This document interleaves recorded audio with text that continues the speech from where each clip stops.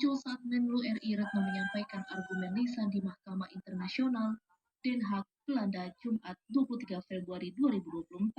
Menlu RI mengatakan pengadilan harus menyatakan pendudukan Israel di Palestina ilegal dan meminta Zionis mematuhi hukum internasional.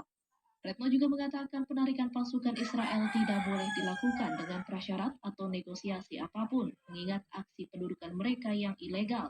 Ia juga meminta Israel harus melakukan perbaikan terhadap Palestina dan warga di negara tersebut. Menlu RI Retno juga mendesak komunitas internasional tidak memberikan bantuan ke Israel yang bisa berkontribusi terhadap pendudukan ke wilayah Palestina. It has declared.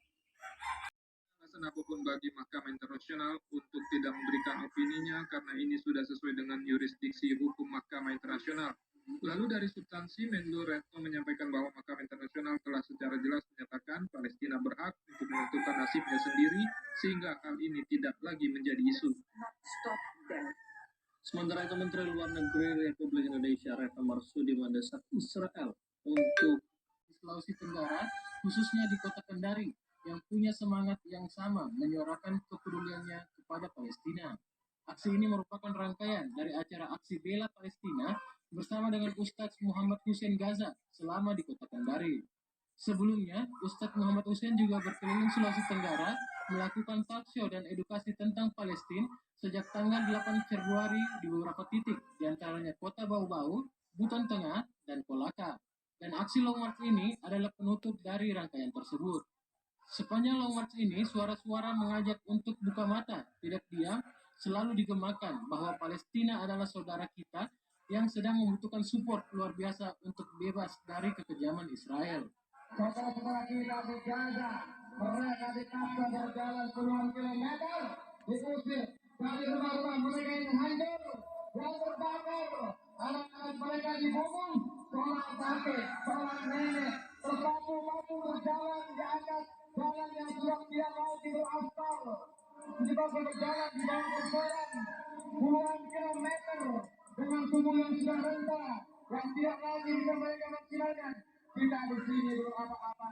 Dalam aksi ini tidak hanya ramai dihadiri oleh para inisiator, yaitu Muslimah Trainer Kendari, Raudatul Jannah, Muslimah Wahdah Islamiyah Sultra, INH, Al-Kansa, Majelis Quran Miftahul Khair, Yuk Ngaji dan Dompet Duafa, tetapi juga masyarakat umum Kota Kendari dengan berbagai jenjang usia. Tim Liputan TVRI Sultra melaporkan. I now give the floor to Her Excellency Ms. Retno Marsudi, Minister for Foreign Affairs of Indonesia. Bismillahirrahmanirrahim. Mr. President, I flew 21 hours from Jakarta to attend this meeting. I just want to remind the Council that you have a big responsibility to maintain peace and security, not to prolong war, not to back up any side, to continue war. Indonesia condemned the continuing unprecedented aggression against civilians by Israel in Gaza. We are seeing a humanitarian catastrophe. Crimes against humanity are happening as we speak. Are we going to stand idle? Attacking hospitals, religious places, blocking access to power, water, fuel, and displacing population of the Gaza Strip are being conducted as a collective punishment. At the same time, civilian hostages are being held, their lives are in critical danger. So I come here to ask the Council, how are you going to exercise your responsibility? When are you going to stop the war in Gaza? Create ceasefire, open access to humanitarian assistance, call for immediate release of civilians, stop the illegal occupation of Israel. I have to repeat it. Stop the illegal occupation of Israel. Every second wasted due to political disagreement and failure for consensus represent a humanitarian defeat for the Palestinian and creates further instability for the world. How many more lives should perish before this August Council make a move? Because I can assure you one thing, Indonesia will not waste any single second in harnessing global support for immediate action. Through the OIC, ASEAN, the ASEAN GCC, and D8 meetings, Indonesia has pushed for a united voice to urge for the cessation of violence and focus on tackling the urgent humanitarian catastrophe. Mr. President, Indonesia calls the Council on 3 points. First, a united call for an immediate ceasefire. Silence is harrowing against deafening sound and bullets and rockets. Blanket support shown to one side has so far led to further disproportionate use of force, violation of international humanitarian law, and impunity. It is our collective obligation to end the cycle of violence before it escalates into a regional and global calamity.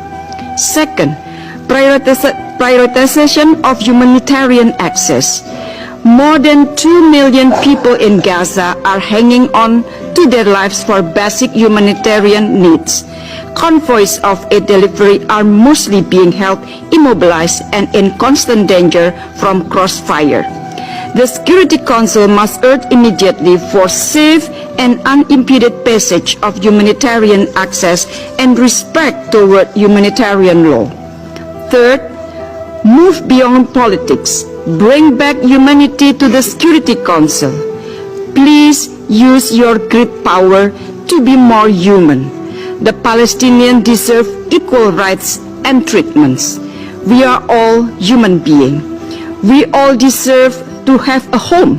We must reject the displacement of Palestinians.